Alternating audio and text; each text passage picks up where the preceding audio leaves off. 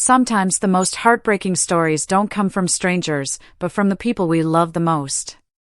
What you're about to hear is a powerful, real-life account of a mother's courage in the face of unimaginable betrayal and abuse by her own son. To protect the privacy of those involved, I've changed their names and locations, but every emotion, every scar, and every choice is real. As you listen, let yourself be drawn into her journey from fear to freedom. And if you haven't already, please subscribe to the channel so you won't miss the latest stories. Give this video a like and leave a comment saying I'm listening so we can stay connected and walk through these stories together. My name is Linda Cooper. I'm 58 years old and I've lived all my life in Springfield, Illinois, a quiet Midwestern city with wide maple-lined streets and red brick houses that look almost identical from the outside. People here wave to each other when they walk their dogs. In my neighborhood on Maple Street, you can smell fresh bread from the bakery on the corner in the mornings and hear church bells every Sunday at noon. I used to love the comfort of that routine. I used to feel safe. But on a cold, rainy night in March 2023, the kitchen of my own home became a place of fear. Jason, my only son, 32 years old, came back from work later than usual.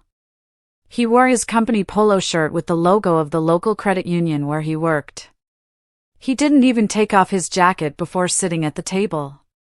I was stirring a pot of chicken soup, something I had cooked since he was a boy. The smell of carrots and celery filled the air. Without warning, he slammed the spoon down and shouted, "What is this, Mom? No salt? Do you even taste what you cook anymore?" His voice was so sharp it felt like a blade cutting the air. I froze, the ladle still in my hand. "I'm sorry, Jason," I murmured, "I'll get the salt." My voice shook. But before I could move, he pushed the bowl away so hard that the soup splashed across the table. He grabbed my wrist, his fingers like iron, and shoved me. I stumbled backwards, hitting the edge of the kitchen counter. A hot flash of pain exploded in my head. I felt something warm running down my forehead. I touched my hand to my face and it came back red.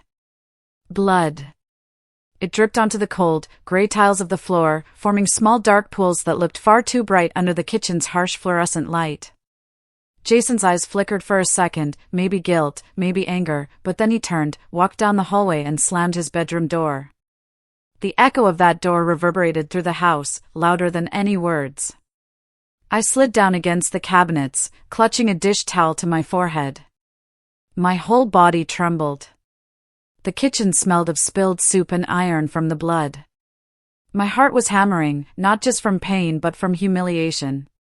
In 30 years as a nurse at Memorial Hospital, I had treated stabbing victims, calmed screaming relatives, and cleaned up more blood than I could ever count. I had held dying hands and told people they would be okay. Yet here I was, in my own home, hiding my face with a rag, afraid of my own child.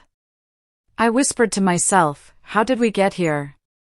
How did my little boy, the one I used to rock to sleep when he had nightmares, turn into this stranger? My voice cracked in the empty kitchen. No one answered. Only the ticking of the wall clock and the soft hum of the refrigerator filled the silence. The house that once felt like a sanctuary now felt like a prison cell, and I was its only inmate. I pressed the towel harder against my wound and forced myself to stand. My knees ached. The soup still steamed on the table, untouched, a domestic scene turned battlefield. I cleaned up the mess slowly, wiping the floor with paper towels, rinsing the bowl, trying to make the kitchen look normal again, because that's what I had learned to do, clean, cover up, pretend. But inside, a crack had opened. Something in me whispered that this couldn't go on forever. At 5 o'clock the next morning, the alarm clock buzzed softly in my bedroom. I woke up even before it rang, the way you do when your body is trained to fear the day. My head still throbbed where it had hit the counter the night before. When I sat up, my shoulders ached, and for a moment I thought about lying back down and letting the morning pass without me. But habit was stronger. Like a machine, I pulled on my old blue bathrobe, shuffled into the kitchen, and switched on the coffee maker.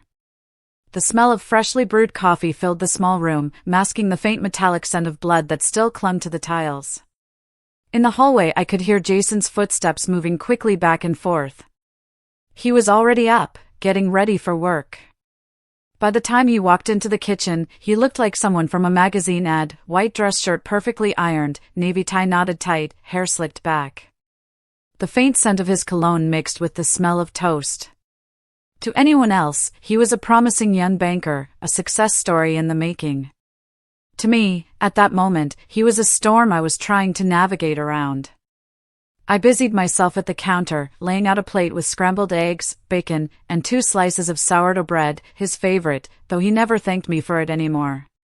My hands shook slightly as I buttered the bread, my right shoulder still hurt from the shove. I reminded myself to do everything just right, to avoid triggering another explosion. Jason sat at the table scrolling through his phone, his face lit by the cold blue glow of the screen. He didn't look at me once. "Toast it properly this time, Mom," he said without glancing up, his voice more like a command than a request. "Yes," I murmured, trying to keep my tone neutral. I slid the slices back into the toaster, as if that small act could keep the peace. Inside, though, my stomach twisted. For a moment, as I poured his coffee, a memory flickered, Jason at 6 years old, sitting cross-legged on his bed in his pajamas with dinosaurs on them, begging me to read Goodnight Moon one more time. He used to smile so wide his eyes disappeared. "One more story, Mommy," he would plead, and I would give in. That boy seemed a lifetime away now, replaced by this cold, impatient man. I set his mug down in front of him carefully, not spilling a drop. He took a sip without looking up. The kitchen clock ticked loudly. Outside, the early spring sun was trying to break through the gray clouds. Inside, everything felt heavy. As I stood there watching him eat in silence, it hit me, I was no longer a mother in my own home. I was a servant, tiptoeing around a stranger. The real wound wasn't last night's bruise or the ache in my shoulder. It was the quiet humiliation of being invisible, the weight of his contempt in every small command. And yet, there I was, performing my role, afraid of what would happen if I stopped. At 6:15 that evening, the sun was sliding low behind the row of bare oaks outside my living room window. The kitchen smelled faintly of coffee and lemon cleaner. I had spent the afternoon scrubbing every surface as if polishing the house could somehow erase the chaos of the night before. I had dabbed concealer under my eye, but the purple bruise still showed through like a dark secret. My hands trembled slightly as I set 2 plates on the counter, pretending I was simply preparing dinner for a normal family. The front door creaked open and a soft voice floated in. "Hi, Mrs. Cooper." It was Emily Brown, Jason's girlfriend. She was 28, a second-grade teacher at Franklin Elementary, always wearing cardigans in soft colors and carrying a canvas tote full of papers to grade. That evening she looked tired, her auburn hair pulled into a loose bun, a faint smell of chalk dust and vanilla lotion clinging to her. She smiled at me, but her eyes seemed to dart quickly toward the bruise near my temple. "Hello, Emily," I said, forcing a warmth I didn't feel. My voice came out thinner than usual. I wiped my hands on a dish towel even though they weren't wet. Jason followed right behind her, tossing his car keys on the counter with a clatter. He was in his weekend clothes now, dark jeans and a gray sweater, looking every inch the charming young man his friends knew. Without a word, he set a small cardboard box on the counter in front of me. "Here, Mom," he said. "Use this to cover up the bruise." His tone was casual, but his eyes were sharp, like a command hidden inside a favor. I picked up the box with numb fingers. It was a drugstore foundation, the kind I hadn't used in years. Something in my chest tightened. "Thank you," I whispered, though gratitude was the last thing I felt. Emily hovered in the doorway, holding her tote close. She glanced at my face again, then down at the floor. Did you trip or something?" she asked softly, her voice tentative, like she already knew the answer but didn't want to hear it. I swallowed hard, pressing the box of makeup against my palm like a shield. "Yes, dear," I said, forcing a small laugh. "I'm so clumsy these days." Jason slipped his arm around her shoulders with a practiced ease. "Mom's always been like that," he said lightly. "She's hopeless in the kitchen." His laugh was smooth, rehearsed, the kind of laugh that photographs well. Emily gave a little nod and smiled weakly. Well, accidents happen, she murmured, looking everywhere but at me. I felt the weight of the performance pressing down on me, the bright kitchen, the polite greetings, the neat boxes of makeup. Emily's presence, instead of comforting me, made me feel trapped inside a play I hadn't agreed to be in. I smiled on cue, I nodded at the right lines, but inside I was screaming. As Jason led her into the living room, chatting about their weekend plans, I stayed behind in the kitchen with the makeup box in my hand. The hum of the refrigerator was the only sound. I realized then what this was, a mask. Emily, perhaps unknowingly, was part of Jason's perfect cover, the loving son, the steady banker, the doting boyfriend. And me, standing in the bright kitchen with a bruise under my concealer, was the invisible prop that kept the whole illusion in place. I pressed my hand to my temple, the makeup box digging into my skin. How much longer can I do this? I whispered to myself. No one answered. Only the house, clean and bright, holding its secrets behind freshly scrubbed walls. Part 4, Threats and Isolation. The front door had barely closed behind Emily when the air in the house changed. The polite smiles, the low voices, all of it evaporated like steam off a hot stove. I was still holding the dish towel I'd been using to wipe the counter when Jason's footsteps returned down the hall. They were slower now, heavier. He stopped right next to me, so close I could smell the sharp scent of his aftershave mixed with the faint aroma of the soup I'd reheated for them. He leaned down, his mouth almost at my ear. If you tell anyone, he hissed, if you even think about it, I'll have you put in a mental institution. Do you understand me? His voice was low, but the venom in it made my skin prickle. I felt my knees go weak. Jason, I whispered, but the rest of my words caught in my throat. He straightened, gave a cold little smile, then turned on his heel and strode toward his room. The door slammed shut with a bang that made the kitchen window rattle. The whole house seemed to flinch. I sank down into one of the kitchen chairs, the wooden seat hard against my aching back. My hands shook so badly the dish towel slipped to the floor. For a long moment I just stared at the wall across from me, where a framed photograph of my late husband hung above the pantry. It was taken 15 years ago, at the Springfield State Fair. He was wearing his favorite Cubs cap, grinning with a corn dog in his hand. Looking at it now, my eyes burned. He had died of lung cancer a decade ago, leaving me to raise Jason alone. Back then, this little house at 1147 Maple Street had been our safe haven, a modest two-bedroom with a porch swing and a maple tree out front. Now it felt like a cage with invisible bars. I whispered to the photograph, "Oh Frank, what happened to our boy?"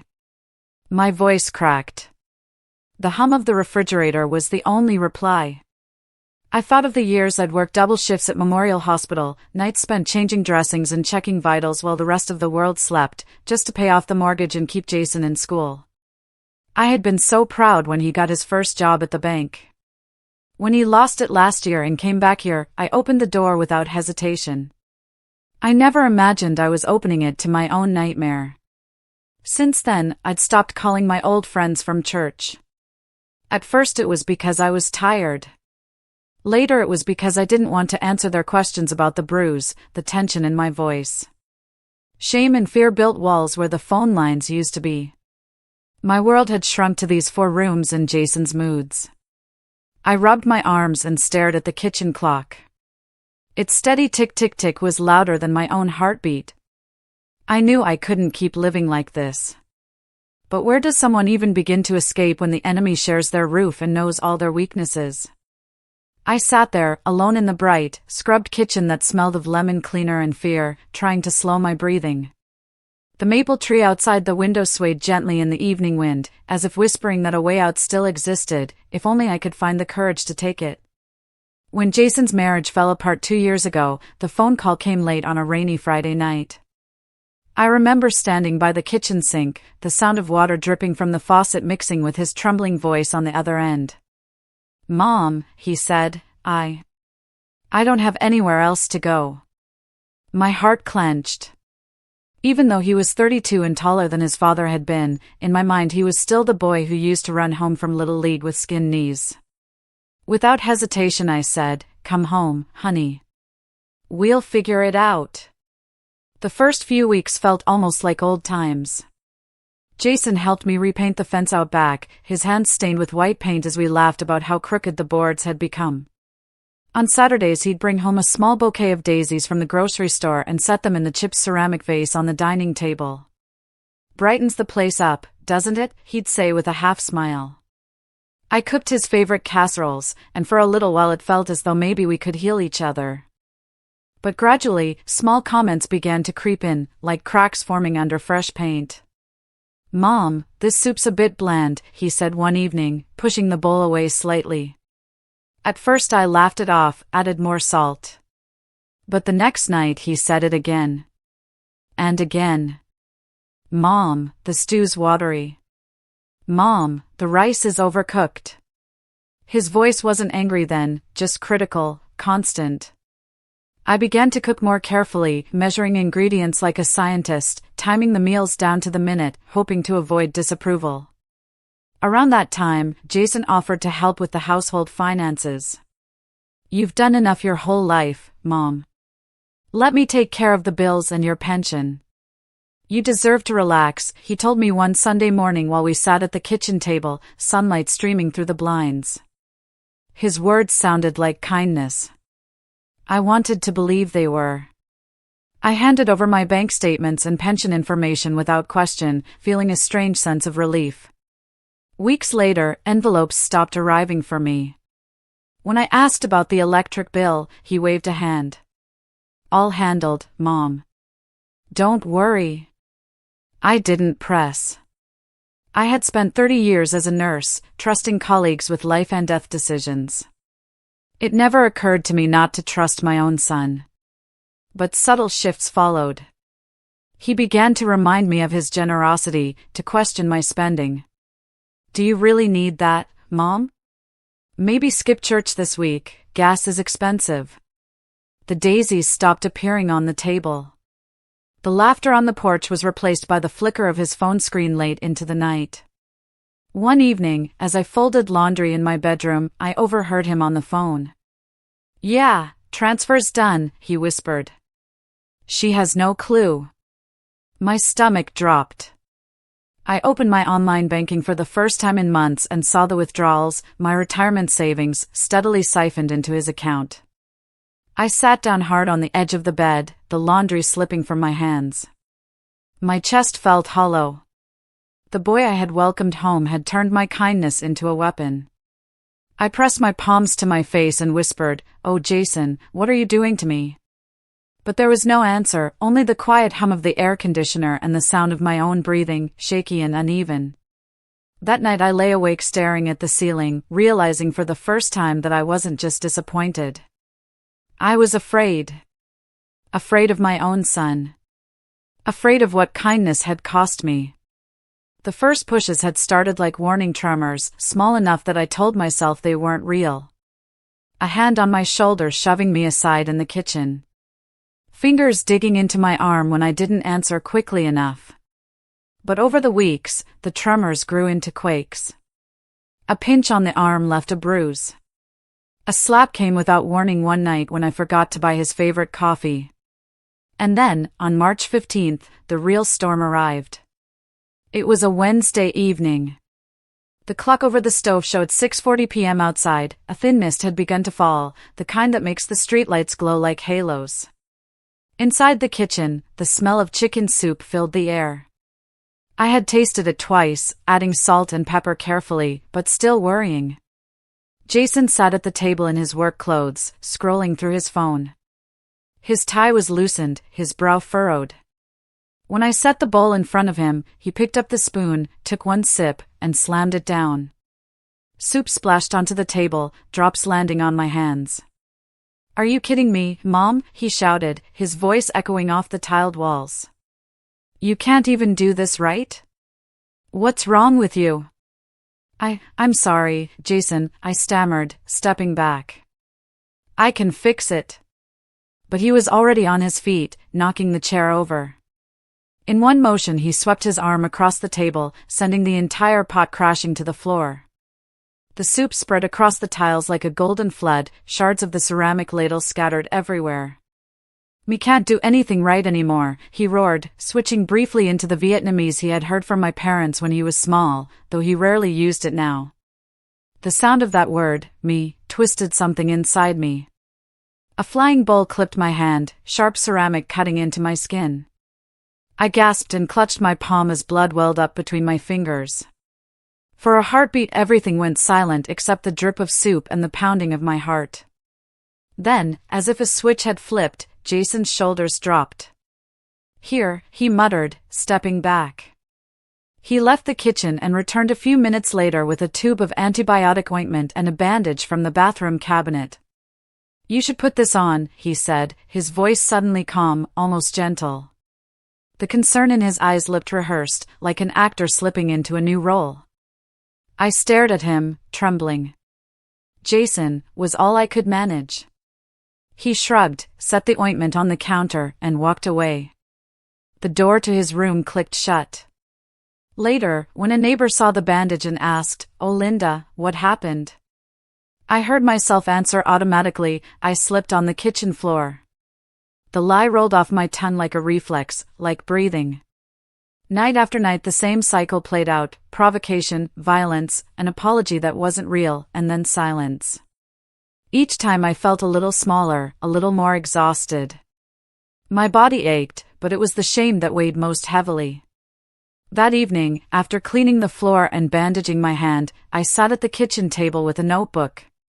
My fingers shook as I wrote down the date, the time, what he had said, what he had done. It felt strange, like documenting someone else's life. But as I wrote, a small flicker of something stirred inside me, not just fear, but anger, and under that, a spark of resolve.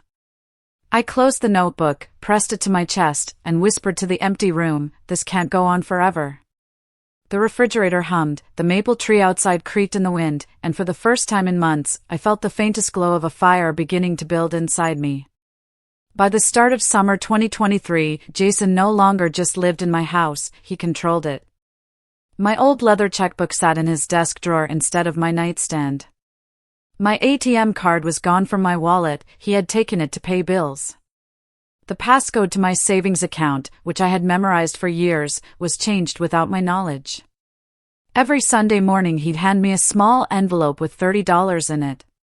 "For your little things," he'd say, sliding it across the table like a weekly allowance. I would take it with trembling hands, embarrassed, telling myself I didn't need much anyway. But it wasn't about the money, it was about the humiliation of having to ask my own son for permission to buy shampoo or a loaf of bread. One humid evening in July, as I stood in the kitchen rinsing dishes, Jason leaned against the doorway, arms crossed. "Remember," he said quietly, "this house is under my name now. Don't even think about trying to throw me out." His eyes were cold, his smile thin. My stomach turned. I had worked double shifts for 20 years to pay off this mortgage, yet here he was, claiming it like a trophy. A week later, an envelope from the bank arrived addressed to me. Jason snatched it off the table before I could open it. "Just junk mail," he muttered. But that night, while he was out, I checked my email and found a loan statement I didn't recognize. It was a bank loan for $75,000, under my name. My hands went cold on the keyboard. "What is this?" I whispered into the empty room. The next morning, my phone rang while I was folding laundry. The caller ID showed the name of Jason's company. "Mrs. Cooper?" a man's voice asked politely. "This is Adrian from Springfield Credit Union. We're trying to confirm a series of transfers totaling $75,000. Do you have a moment?" For a second I couldn't speak. "Transfers?" I finally managed. I don't know anything about that." There was a pause on the line. "It's in your name," he said gently. "We need to clarify." I hung up and sat down hard on the edge of the bed, the clean shirt slipping from my hands. The room felt smaller, the air thicker. My own son had not only taken my savings but used my identity to steal from his employer. And if I stayed silent, I realized with a sick jolt, I could be treated as his accomplice. When Jason came home that evening, I tried to meet his eyes but couldn't. The man eating takeout at my kitchen table wasn't just my son anymore, he was a stranger who had turned my kindness into a trap. I felt fear, yes, but also a deep, searing sense of betrayal, like a wound that wouldn't stop bleeding. That night I lay awake listening to the house creak and the distant hum of traffic on Maple Street, whispering to myself, I can't do this alone anymore. I need someone to help me. Somewhere out there had to be an ally, someone who would believe me, who would see through the mask Jason wore for the world. It was a chilly April morning in Springfield, the kind where the sky looks pale and washed out, and people walk with their shoulders hunched against the lingering cold. I had barely slept. My hands shook as I clutched my worn-out purse on the bus ride downtown. The invitation had come the day before, a call from a man named Michael Harris, an attorney who also handled compliance for the credit union where Jason had once worked. He said he needed to clarify some matters and asked me to meet him at his office. The building was an old brick structure on Jefferson Street, with tall windows and the smell of coffee and paper drifting through the lobby. I hesitated before pushing the heavy glass door open. My reflection looked back at me, a tired woman with dark circles under her eyes, hair pinned neatly as if neatness could keep her world from unraveling.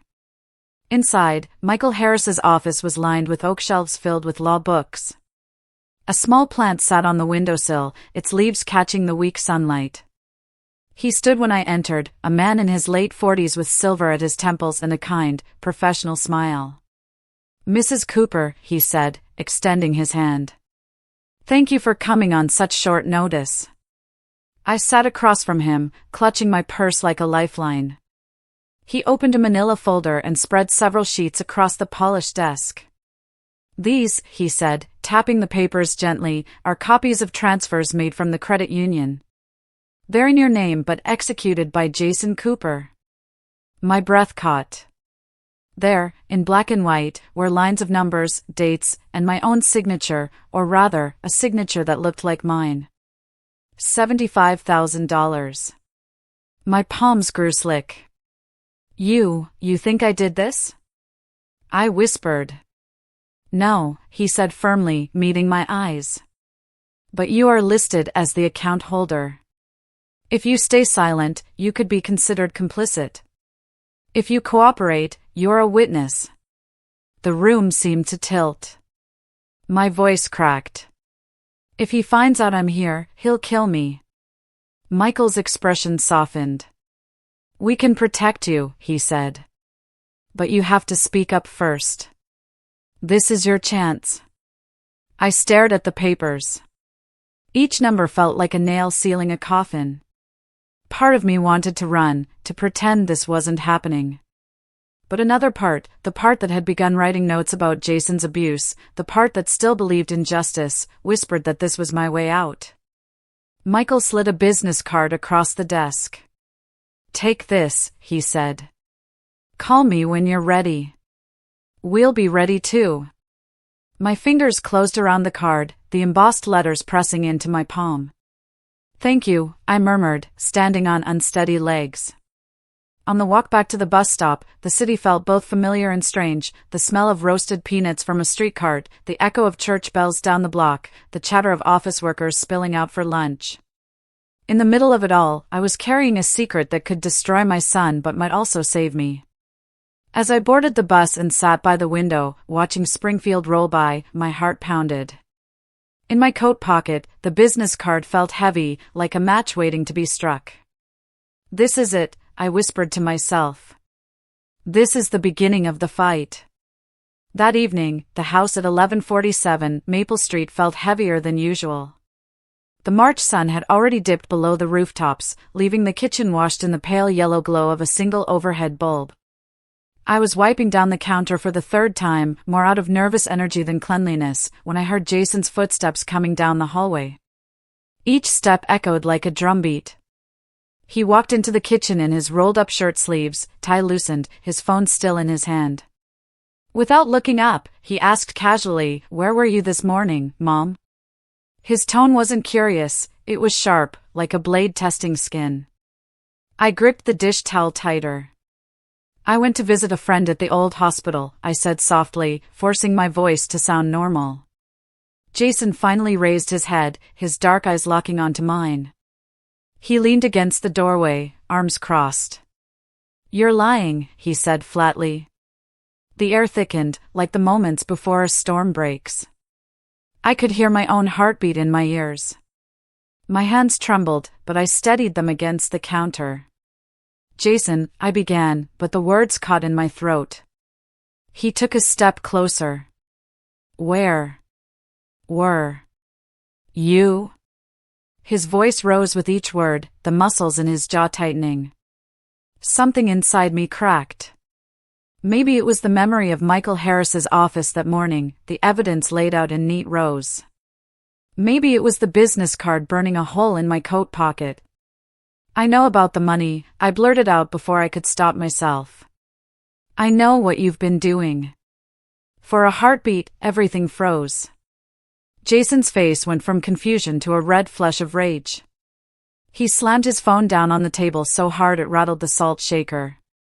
"You don't know what you're talking about," he hissed. "You'll regret saying that." I backed up until my hips pressed against the edge of the counter. My right hand slid into my sweater pocket where my phone was, my thumb hovering over the emergency call button. "You've used my name to steal, Jason. That's not love."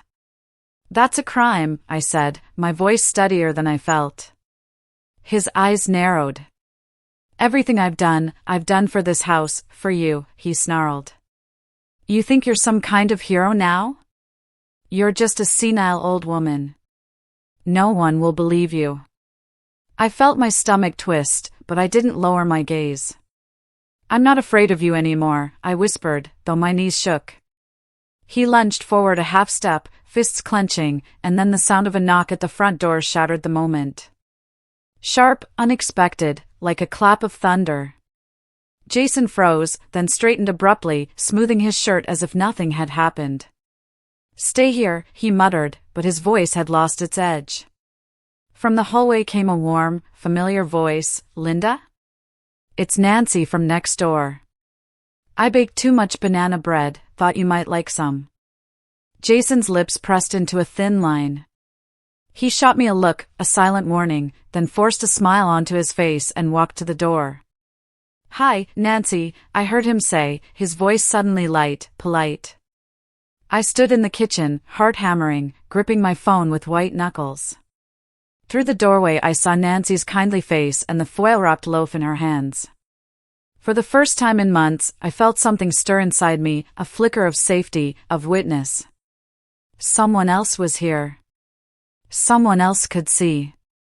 Jason closed the door after a minute, the smile gone. But the power in the room had shifted. I was no longer completely alone. The morning sun in Springfield broke through the clouds in thin, hesitant beams, spilling across the backyard of 1147 Maple Street. It was a chilly April morning, and the damp grass still held drops of dew. I stood by the old wooden clothesline, pinning Jason's shirts one by one, my fingers stiff from both the cold and the bruises. Each shirt fluttered in the breeze like a silent witness to what had happened inside the house. I heard the creak of the side gate and turned. Nancy Clarice, my next-door neighbor for over 20 years, was making her way toward me. She was 62 now, her gray hair tied back neatly, wearing the same quilted vest she always wore for her morning walks. A retired elementary school teacher, she always had a sharp, no-nonsense way of looking at the world. But today her eyes were softer, concerned. She clutched a mug of coffee in one hand as she came closer. "Linda," she called gently, her voice carrying over the rustle of laundry, "your hand, why is it so bruised?" Her eyes went straight to the dark purple marks around my wrist and the fading welt on my forearm. I almost dropped the clothespin. "Oh. I just tripped yesterday," I murmured, forcing a small smile. "I'm so clumsy these days." Nancy stopped a few feet away, studying me with a teacher's patience and a friend's persistence. "Don't lie to me, Linda," she said quietly but firmly. "I heard shouting last night. It went on for a long time. The pin slipped from my fingers and clattered onto the concrete. I couldn't meet her gaze. The smell of damp laundry, the cool air, the weight of her words, all of it blurred as my eyes filled with tears. Nancy stepped closer and, without asking, took my trembling hand in hers. Her grip was warm and steady. "Look at me," she said softly. "You don't have to go through this alone. If you need me, I'll stand with you. I'll testify. I'll do whatever it takes." A sob escaped me before I could stop it. "Thank you," I whispered, my voice cracking. "I'm so scared, Nancy. If Jason finds out I've told anyone." She squeezed my hand, her thumb brushing the edge of a bruise. "Fear is what he's counting on," she said. "Don't let it swallow you. And listen, I installed a camera by my front porch last month. It points straight at your yard and kitchen window. It's been recording everything." For a moment the world tilted. My heart raced, but this time it wasn't just fear, it was something else. A flicker of hope, of relief. I stared at her, the lines of her face swimming through my tears. You really have it?" She nodded, the corner of her mouth lifting into the smallest, fiercest smile. "I do. You're not invisible anymore, Linda." I pressed the damp towel to my face, breathing hard. For the first time in months, I felt a pulse of strength rise from somewhere deep inside me. Nancy was standing here, steady as a lighthouse, and I wasn't entirely adrift. Jason's shirt snapped in the wind above us, like flags marking the beginning of a battle. And in that quiet backyard, under the brightening Springfield sky, I knew, I finally had someone on my side.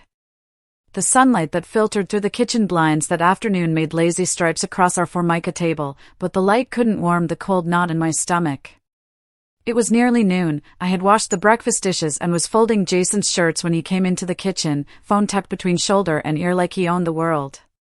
He looked handsome in his dark slacks and pale blue shirt, the kind of neatness that made neighbors nod in approval. That's what made it worse, everyone saw the polished exterior, no one saw the bruises. "Mom," he said, closing his phone and setting it on the counter with a soft click. He spoke as though making a small request. "Come with me to the Springfield Credit Union this afternoon. I need you to sign some paperwork." I paused with a shirt in my hands. "What paperwork?" I asked, keeping my voice even. I'd learned to ask questions first and keep my hands steady. He didn't meet my eyes. "Just some confirmation of a credit line," he said shortly. "Don't ask a lot. Come at 3 so we're not late." There was an edge to the words that made them more command than request. My throat went dry. The phrase credit line made little alarm bells ring, the bank statement I'd seen once, the unknown transfers, the uneasy conversation with Michael Harris. I slid the shirt down from my hands, careful not to tremble. "Jason, I'd like to see what I'm signing beforehand," I said. "I don't sign things I don't understand." For a moment he looked surprised, then annoyed. "Mom, it's routine." "You don't need to," he stopped himself. His jaw clenched. "No, really. You just sign. Please." The plea in the end sounded practiced, almost like someone coaching him to be charming to get his way. I moved to the window, where Nancy was stooping to tend to her flower boxes across the fence. She glanced up and saw me, her face registered a quick, subtle nod, the small signal we had been using since she'd offered to help. My heart gave a small, thankful lurch. If I had to stand my ground, I wanted her to know I wasn't alone. "I asked to look because of everything," I said, the words coming out quieter, bracing. "I don't want to sign anything that affects my accounts without understanding it." Jason slammed his palm down on the table in a sudden, sharp motion that made the salt shaker jump. The sound cracked through the kitchen like a thunderclap. "Are you betraying me, Mom?" he snapped, eyes flashing. "After all I do for you?" He leaned in, and the kitchen felt too small for the two of us. My hand found my phone in my sweater pocket as if by instinct. Under the cloth, the business card Michael had given me felt like a small lifeline. I could call him, right there, but I needed to keep my wits about me, not give Jason another reason to explode. "Don't make me take this further," I said softly. "I need to protect myself. That's all." My voice was steadier than I'd expected. I surprised myself. The months of humiliation and fear had stacked up, but so had a small, hard resolve. He took a step back, jaw working. "You don't get to tell me what to do in my own family." The old familiar threat hovered beneath his words. He reached out as if to snatch my phone away, but the motion was clumsy, and before he could do anything, I'd pressed a small button on the phone to flash a prearranged text to Nancy: "Help, bank at 3, bring evidence." Nancy's response was immediate: "On my way." The tiny exchange felt like a secret handshake. It steadied me. I folded my hands on the table and met his eyes. "I won't sign anything I don't understand," I repeated. "If you want me to go to the bank, bring the paper here first or wait.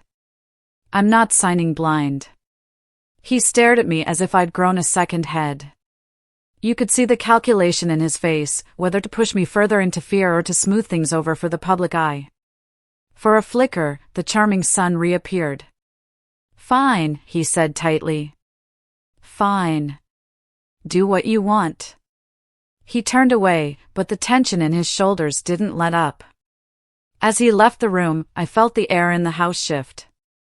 The plan with Michael was no longer just paperwork, it was a line in the sand.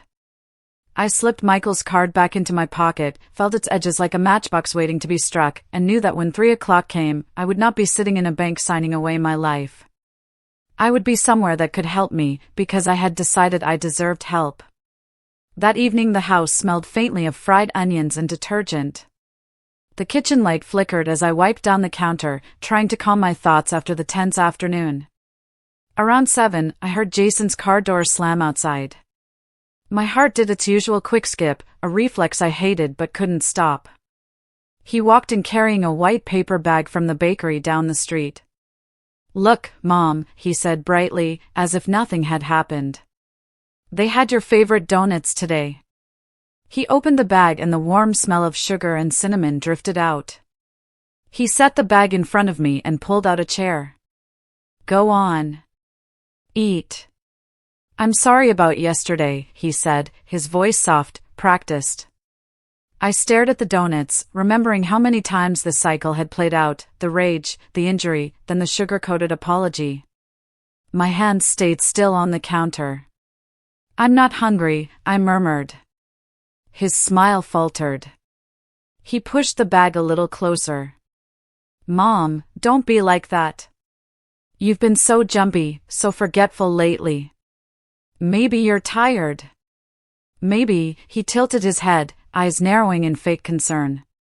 "Maybe you should see someone. A psychiatrist, maybe? Just to make sure everything's okay."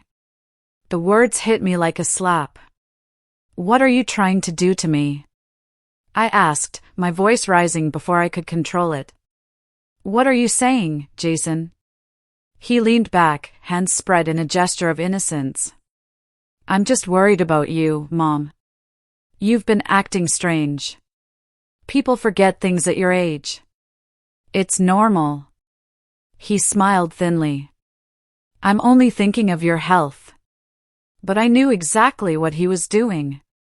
It was another layer of control, planting seeds of doubt, building a story that I was losing my mind. He wanted records, a paper trail, maybe even a doctor's note saying I was confused.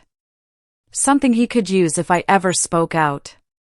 Under the table, my phone was recording every word.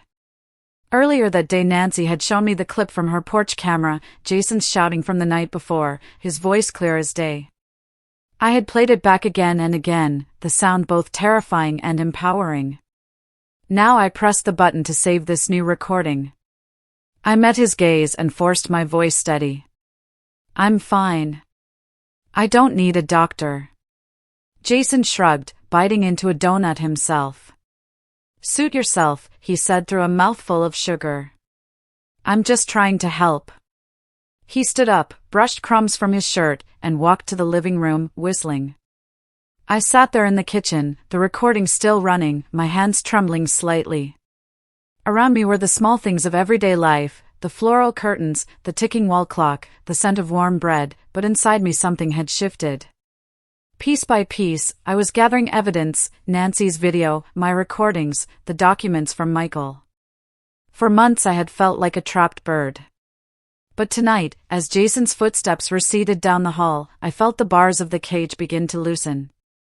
I wasn't ready to fly yet, but I was no longer just a victim waiting for the next blow. I turned off the recorder and whispered to myself, one day soon, this will end. The donuts sat untouched on the table, the sweetness of his apology gone stale before it even began. That Thursday morning the air in Springfield was heavy and still, as if even the wind was holding its breath. I sat at the small kitchen table, a mug of cold coffee between my hands, staring at the phone like it was a lifeline. At 8 a.m. sharp, with my heart pounding, I dialed Michael Harris's number. "Michael," I said as soon as he picked up, my voice trembling, "I'm ready. I'm ready to report him." The words came out in a rush. I'd rehearsed them all night, but they still sounded foreign in my mouth. There was a pause on the line, then Michael's calm, steady voice. "Linda, listen carefully. Before you sign anything or make a statement, you must leave the house. It's safer that way." I gripped the phone tighter, glancing at the hallway where Jason's shoes sat neatly by the door. "What if he finds out?" I whispered. "If he sees me packing?" "We've already coordinated with the police," Michael interrupted gently. "They'll be ready if he shows up. You won't be alone in this. But you need to move quickly." My hands were shaking as I ended the call. The kitchen, with its familiar yellow curtains and the smell of last night's soup still clinging to the air, suddenly felt like a stage I was stepping off of. I went to the bedroom, pulled out the canvas tote bag I used for groceries, and began filling it with documents I'd hidden in the back of my dresser, bank statements, Michael's card, the USB drive with Nancy's footage. Each paper I touched felt like a piece of my own freedom. From the window I could see Nancy's old Buick idling at the curb, the radio playing softly. She was leaning forward, both hands on the wheel, her face set in determination. She caught my eye and lifted her hand, a silent "come on." I glanced at the clock, 8:37 a.m. Jason would be at the bank until at least 9. This was my window. I zipped the tote and slung it over my shoulder, my pulse hammering so loudly it drowned out every sound in the house. Stepping into the hallway, I half expected Jason to appear, but the house was empty except for the faint hum of the refrigerator. I opened the front door, the hinges creaking louder than usual, and the cool morning air hit my face. Nancy leaned over and called softly, "Linda, now. We have to go." I took one last look at the living room, the sofa we'd bought when Jason was 12, the faded rug where he played with his toy cars, the walls that had absorbed years of my silence. Then I stepped out, closing the door behind me. As I climbed into Nancy's car, my hands were so slick with sweat I could barely buckle the seatbelt. "You're doing the right thing," she said quietly, turning the radio down. "Breathe. We're going straight to Michael's office." The engine growled to life, and as the Buick pulled away from the curb I felt something inside me break loose, the invisible chain that had kept me in that house for years. My heart was still thundering, but beneath the fear there was something else, a spark of relief, a first breath of freedom.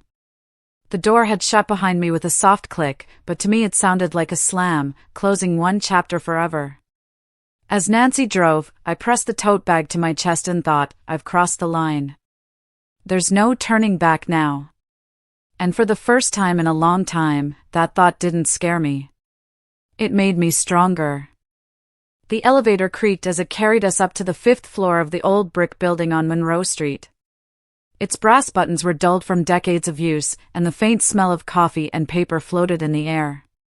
Nancy stood beside me, her umbrella dripping onto the worn linoleum floor. My tote bag sat heavy on my lap, stuffed with documents, recordings, and months of quiet terror. When the doors opened with a ding, I felt as though we were stepping into a different world. Michael Harris's office occupied the corner of the 5th floor, its frosted glass door etched with his name and the words Attorney at Law. Inside, the space was warm and lined with dark wooden shelves packed with books. A framed photograph of his family stood on his desk beside a neat stack of files. He looked up as we entered, his tie slightly loosened, his expression steady and kind. "Linda," he said, coming around the desk with a gentleness that caught me off guard. "You made it. Sit down." He handed me a glass of water. "Breathe. Deep breaths." I did as he said, my hands trembling around the cool glass. "I feel like my heart's about to explode," I whispered. "I've never done anything like this in my life." "That's why we're here," he replied. "You're safe. We've got everything we need." He placed a thick file folder in front of me, its edges bristling with paperwork and evidence. "This is the complaint. When you're ready, we'll sign." My pen hovered above the signature line. My name blurred on the page as tears welled in my eyes. What if Jason finds out before? Michael leaned in, his voice firm but calm. "We've already spoken with the Sangamon County Prosecutor's Office. They're on standby. You're not alone in this." I swallowed hard, then pressed the pen to paper. My signature came out jagged, my hand trembling so badly I had to steady it with the other. It felt like a line in the sand. Michael picked up his phone and dialed. "Sarah, it's Michael Harris," he said. "We've got the witness, the video, the audio recordings. Everything." His tone was professional but carried an undercurrent of urgency. A female voice answered faintly on the other end, Sarah Jenkins, the county prosecutor. "Understood," she said briskly. "I'll file for an emergency protection order today. Send me the documents and the footage immediately." Michael hung up and turned back to me, his expression softening. "It's done. The order will be processed before the end of the day." I let out a shaky breath I hadn't realized I'd been holding. "For the first time in years," I said, my voice cracking, "I feel lighter." Nancy moved closer, resting her hand on my shoulder. Her grip was warm and steady, like an anchor. "You're not alone anymore," she said softly. "We're in this with you." Outside the office window, rain began to fall over Springfield, streaking the glass with silver lines. The city's noise softened under the downpour, and for a moment it felt as though the sky itself was washing away years of humiliation and fear. I watched the rain and felt my own tears slide down my cheeks, not of shame this time, but of release. I knew the battle wasn't over. This was only the beginning of a long fight. But sitting there in Michael's office with Nancy beside me, my name inked on the complaint, and the rain cleansing the world outside, I felt a small, steady courage take root. For the first time, the future didn't look like a prison. It looked like a way out. The next morning at 10 a.m., the air over Maple Street was sharp and cool, the kind of Illinois morning that smelled of wet pavement and budding trees. I was in the kitchen wiping down the counter, trying to keep my breathing steady. Every clock tick sounded louder than usual. Nancy's Buick was parked discreetly across the street, its windows rolled down just enough for her to see the front door. She had promised she would stay until it was over. I heard Jason's car pull into the driveway, the crunch of tires over gravel, the slam of the door. Through the window I saw him walking up the steps with a paper cup of coffee, his shirt neatly pressed, tie still hanging loose. He pushed open the door and called out, "Mom? I grabbed you a latte." His voice was syrupy, but there was an edge to it. Before I could answer, there was a firm knock at the door. 3 sharp raps. Jason froze, his coffee sloshing in the cup. He looked at me, suspicion flickering across his face. "Who's that?" I opened the door to find 2 Springfield police officers standing there in navy uniforms, badges gleaming. One of them, Officer Daniels, held a folded piece of paper. "Mr. Jason Cooper?" he asked. "We have a warrant to search the premises." Jason blinked, then gave a short, incredulous laugh. "You've got to be kidding me." There's been some mistake. He turned to me, his eyes narrowing. What's going on, Mom? Nancy stepped out of her car at that moment, phone in hand. I have the video ready, she called calmly, her voice steadier than mine could ever be. The yelling, the threats, it's all here. The officers moved past Jason with professional ease, one heading toward the living room, the other to the hallway. We'll be collecting electronic devices, financial records, and any other items listed in the warrant, Daniel said. Jason's smile slipped, replaced by a tight scowl. You can't just come in here, Anne. Yes, we can, the second officer interrupted, holding up the signed warrant. This has been approved by the Sangamon County Court. Jason swung his gaze back to me, his face flushed. You, he hissed. You did this. You're betraying your own son? His voice cracked into a yell. You'll regret this, Mom. I swear you will. My knees shook, but I forced myself to look at him, to hold his stare. Jason, I said quietly, you've hurt me enough. This has to stop. The officers guided him toward the door. One reached for his wrists and snapped the handcuffs on with a metallic click. Jason jerked back, shouting, she's just a senile old woman. You can't believe her. But his words sounded thinner now, echoing in a room where the power had shifted. Nancy filmed from a careful distance, her phone steady. Everything's being documented, she murmured. Jason struggled as they led him to the patrol car parked at the curb. This isn't over, he yelled over his shoulder. You're nothing without me. The car door slammed shut with a heavy finality. The sound seemed to vibrate through my whole body.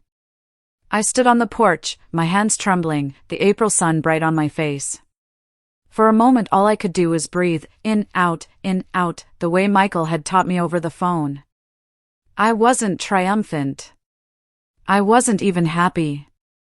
But as the police car pulled away and Nancy came up the walk to stand beside me, I felt something break loose inside, like the first crack in a long, heavy chain. My heart was still pounding, but the weight on my chest had lifted. For the first time in years, I wasn't just surviving. I was taking my life back. When Nancy drove me back to Maple Street late that afternoon, the neighborhood looked strangely quiet under the gray Illinois sky. It had rained earlier, and the air smelled of wet asphalt and lilacs from a neighbor's yard. I unlocked the front door slowly, my tote bag clutched tight to my chest, and pushed it open with a hesitant hand. The smell hit me first, something sharp, like overturned coffee and broken wood. My living room was unrecognizable. The beige sofa I'd bought 15 years ago was slashed open, its stuffing spilling out like snow across the carpet. Family photos that had hung on the wall since Jason was a child lay shattered on the floor.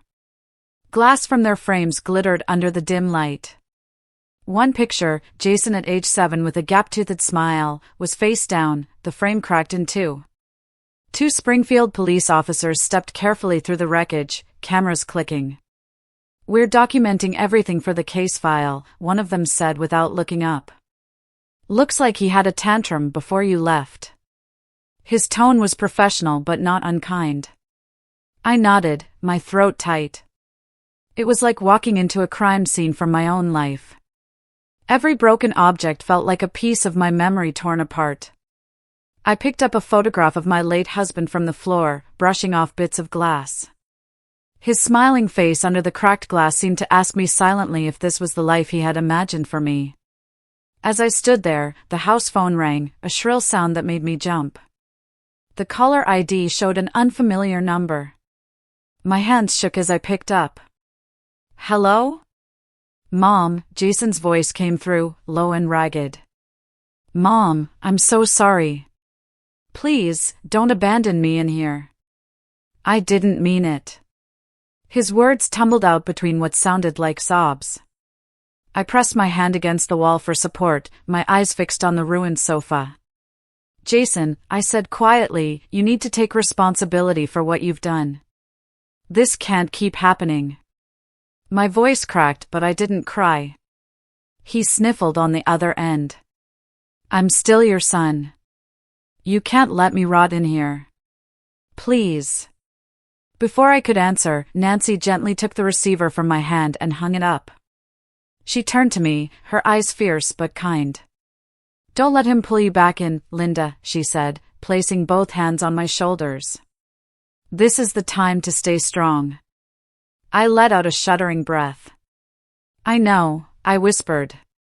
It just hurts. That night, instead of staying in the broken house, I took Nancy's offer and carried my tote bag next door.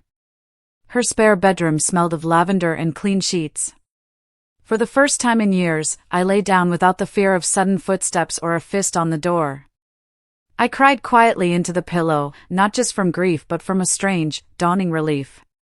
I was mourning the son I thought I had and the life I'd lost, but deep inside me a tiny seed of freedom was taking root. Before turning off the light, I opened my journal and wrote in shaky handwriting, "Today I survived." As I closed the book, a cool night breeze slipped through the window, carrying with it the faint scent of rain and budding trees. For the first time, the wind of Springfield didn't feel like a storm pressing in. It felt like hope moving in, ready to stay. The Sangamon County Courthouse loomed above me like an old stone sentinel when Nancy and I climbed its front steps that morning. Its granite columns were damp from the drizzle, and inside, the hall smelled faintly of coffee, paper, and floor polish. People whispered in the corridors, their voices echoing off the high ceilings. My heart pounded with each step toward courtroom 4B, my palms slick against the handle of my purse where I had tucked tissues and my journal. When we entered, the room was already crowded, rows of wooden benches filled with reporters, courthouse staff, a few curious faces from the neighborhood. The air buzzed with tension.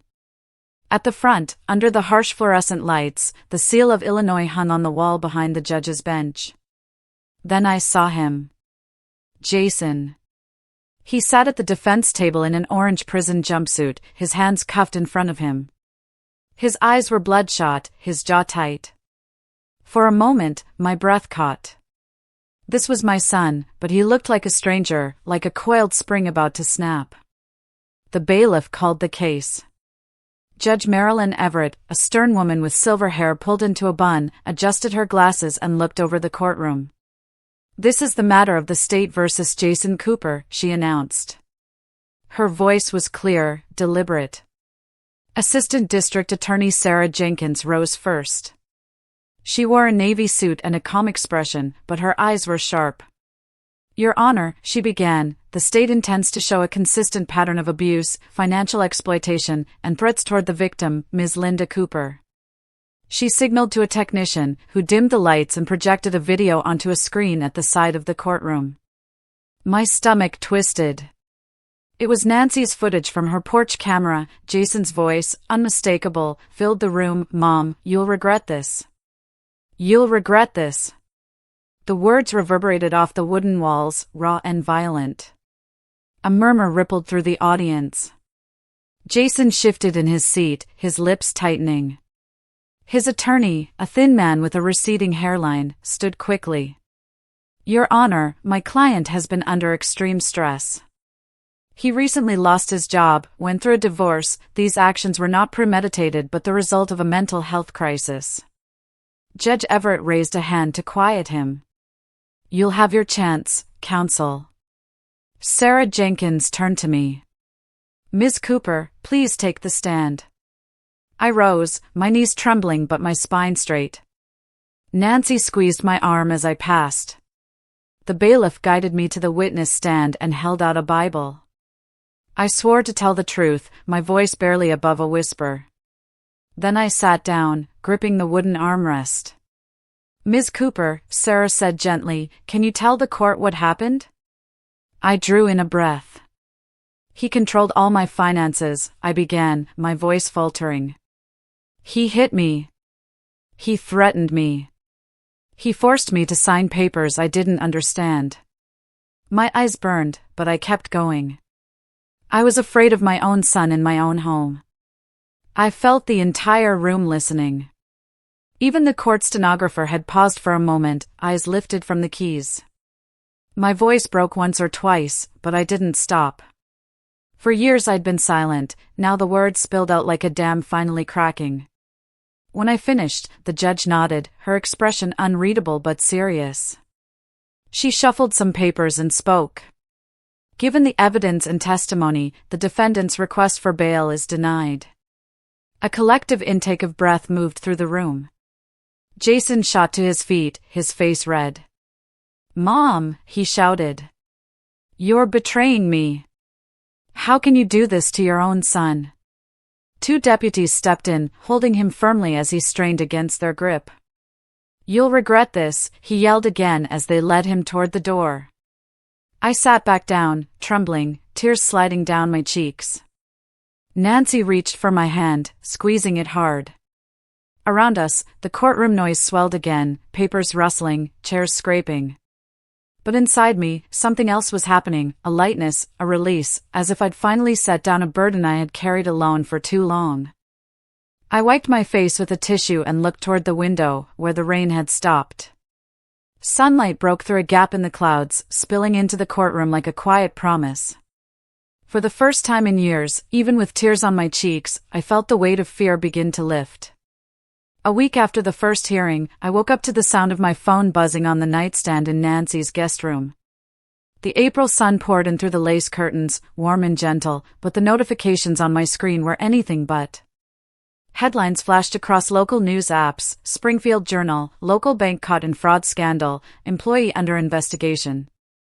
And there it was, in black and white, Jason Cooper's name printed for the entire county to see. My heart fluttered.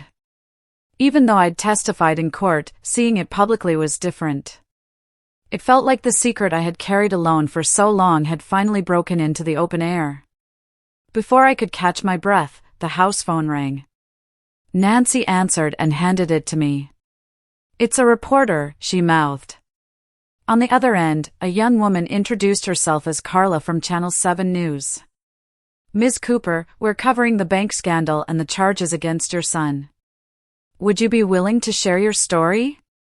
I hesitated, gripping the receiver. "I don't know, it's all still so raw." Nancy put a steady hand on my arm. "Linda, think about it," she said softly. "Speaking up could help others who are going through the same thing. You're not just doing this for you." I looked at her calm brown eyes, and nodded slowly. "All right," I said into the phone. "I'll talk." 2 days later, I found myself standing in front of the mirror in Nancy's hallway, buttoning up a light blue blouse she had lent me. It was simple but neat, and it matched the color of my eyes, a small detail that made me feel a little stronger. "You look beautiful," Nancy said from the doorway. "And brave." The Channel 7 studio was smaller than I imagined, tucked into a brick building downtown. Inside, the air smelled of coffee and wires. Bright lights hung over a modest set where a news anchor sat behind a desk. People with clipboards moved quickly, adjusting microphones and headsets. A producer guided me to a chair across from the anchor.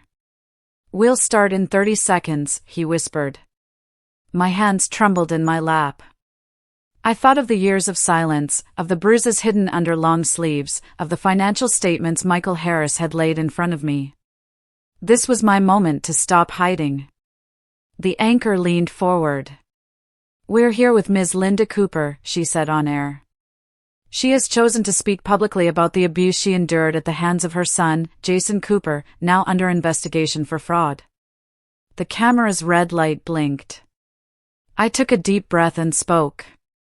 "My name is Linda Cooper," I said, my voice steadier than I expected. "I was abused and financially exploited by my own son." I paused, swallowing hard. "I'm telling my story because I don't want anyone else to feel as alone as I did." The studio went silent. The anchor's eyes glistened. "Thank you for your courage, Ms. Cooper," she said softly. When the segment ended, a producer touched my shoulder. "You may have just helped more people than you know," she whispered. Back at Nancy's house, my phone began ringing again, but this time it wasn't reporters. It was women. Women from Springfield and beyond, calling to say, "I saw you on TV. I'm living with what you lived. Thank you for speaking." Some were crying, some just whispered. Each voice cracked something open inside me. I sat on the edge of the bed, holding the phone to my chest between calls. For the first time in years, I didn't feel like a solitary victim hidden behind closed doors. I felt like a part of something larger, a chorus of voices rising out of silence. That night, as the sun set over the quiet street and the scent of Nancy's rose bushes drifted in through the window, I opened my journal. In careful handwriting, I wrote, "Today I was not ashamed. Today I spoke for others. Today I felt proud of my courage." And for the first time in a long time, I smiled at the words on the page.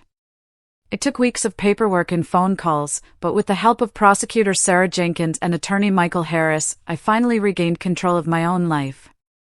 The house at 1147 Maple Street and the accounts tied to my name were returned legally to me. When the last document was signed at the county clerk's office, I sat in the hallway, clutching the papers like a passport to freedom. My hands were still trembling, but this time from relief. Back home, the rooms were still scarred, scratches on the doorframe, the couch still waiting to be reupholstered, but they were mine again. For the first time in years, I felt no shadow standing over me when I turned the key. The echo in the empty living room was not threatening anymore, it sounded like possibility. At the suggestion of a social worker, I joined a support group for women survivors of domestic abuse at St. Paul's Church on the corner of Maple and 3rd Street. The church basement smelled of coffee and old hymnals. Folding chairs were arranged in a circle, and the first time I sat down, I clutched a styrofoam cup to steady my hands. Women of all ages introduced themselves, their voices trembling but brave. When it was my turn, I swallowed hard. "My name is Linda," I said. "I survived abuse from my own son." A ripple of understanding moved through the room. Afterward, one woman squeezed my arm. "You're safe now," she whispered. Walking out of the church into the afternoon sunlight, I felt less like a ghost and more like a person again. Slowly, I built routines. Each morning before dawn, I unrolled a borrowed yoga mat in the living room, the same space where so many arguments had erupted. The first stretches were clumsy, my scarred hands shaking slightly as I balanced in downward dog. But with each breath, something inside me softened. "Inhale freedom, exhale fear," I whispered to myself, a mantra I learned from a volunteer instructor. Nancy remained my anchor through it all. Every Saturday, she knocked on my door at 8 a.m. farmer's market, she'd call. We would walk together down the tree-lined street, past blooming tulips and chirping robins, to the stalls of fresh produce and homemade pies. We sampled honey from a local beekeeper, laughed over crooked carrots, and carried our bags home like schoolgirls. One morning at the market, Nancy looked at me over a basket of apples and said, "Linda, you look younger every week." I smiled back, feeling the sun on my face. "I'm learning to live for myself now," I told her. The words tasted new but right.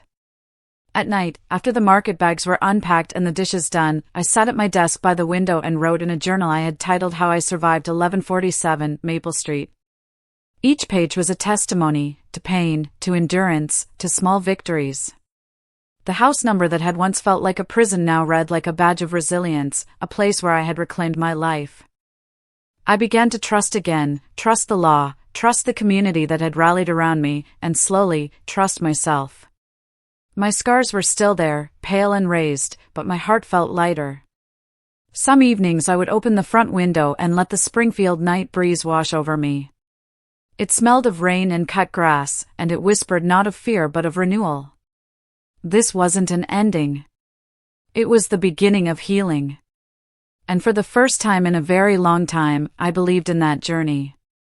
October 2024 arrived with the crisp breath of early autumn. The final day of the trial began under a pale blue sky, the kind that makes the courthouse dome shine like polished silver. I walked up the marble steps of the Sangamon County Courthouse with Nancy beside me, her arm linked through mine. The sound of our shoes echoed off the cold stone, my stomach felt heavy but my spine stayed straight. This was the day everything would be decided. Inside courtroom 4B, the same wooden benches, the same seal of Illinois above the judge's head, but the atmosphere was different, charged yet still. Reporters filled the back rows, pens poised. I sat in the front, hands folded in my lap, my journal tucked under my coat like a talisman. When Jason was led in by two deputies, the orange jumpsuit seemed brighter against his pale skin. His eyes darted briefly to me. For the first time in months, they were not hard with rage but soft, almost frightened. He looked thinner, his hair unkempt. For a moment I saw not the man who had terrorized me but the boy who used to fall asleep on my lap after bedtime stories. My throat tightened. Judge Everett read the verdict and sentence in an even, measured tone. The court hereby sentences Jason Cooper to 8 years in state prison for aggravated assault and financial exploitation. The words seemed to float in the air before they landed, heavy and final. Jason turned to me as the deputies took his arms. His voice cracked. "Mom." "I'm sorry," it was barely a whisper, but I heard it. My eyes filled, but I didn't speak. I simply nodded once, a gesture that held too many meanings to unpack: sorrow, love, boundaries, and something like farewell. Tears rolled down my cheeks, hot and unrelenting, but my heart felt lighter than it had in years. Outside, Springfield was bathed in soft sunlight. The courthouse lawn was scattered with gold leaves that crunched underfoot. People streamed out of the building, their voices low, but all I could hear was the wind through the maples. Nancy slipped her hand into mine. "You did the right thing," she said quietly. I closed my eyes and inhaled deeply. The air smelled of wood smoke and damp earth. For the first time in a long while, the future did not feel like a closed door. That night, sitting at the desk in my now-reclaimed living room, I opened my journal. The house was quiet except for the ticking clock and the soft hum of the heater. I wrote in steady, deliberate handwriting, "I am no longer a victim. I am a survivor. And I will use this pain to help others." I had already enrolled in an evening course on crisis counseling for survivors of abuse at the community college.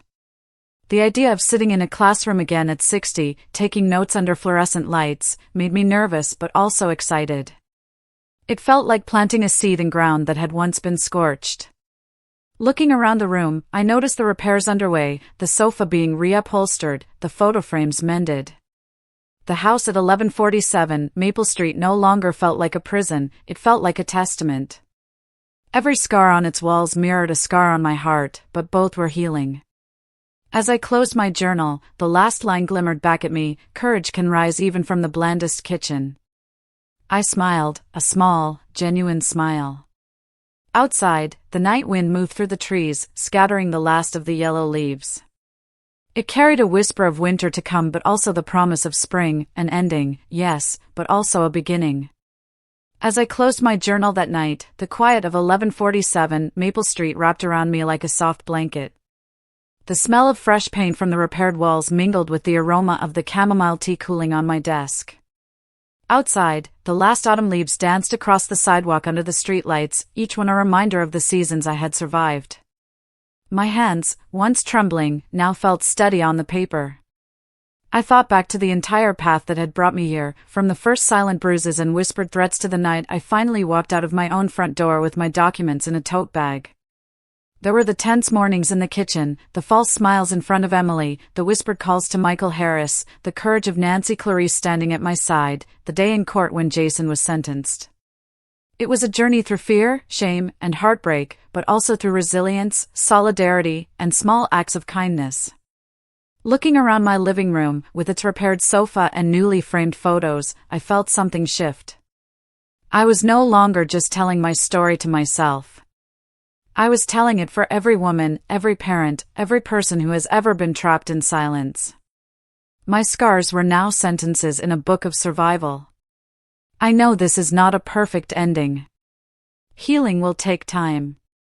There will still be moments of sadness when memories rise up unexpectedly. But there is hope in the simple acts, in writing, in counseling, in supporting others who are still inside their own kitchen nightmares. Courage can be born in the quietest rooms. Help is real.